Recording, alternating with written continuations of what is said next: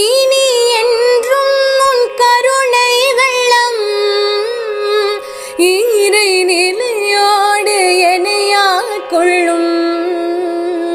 உந்தன் தவத்தின் சக்தி எந்தன் ஜீவன் முக்தி இதுவே துரியாதீதத்தின்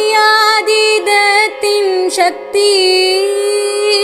உந்தன் தவத்தின் சக்தி எந்தன் ஜீவன் முக்தி இதுவே துரியாதீதத்தின் சக்தி. இறைவா என் குருவாய் வந்தாய் இறை நிலையோடு இணைத்தே வைத்தாய். இறைவா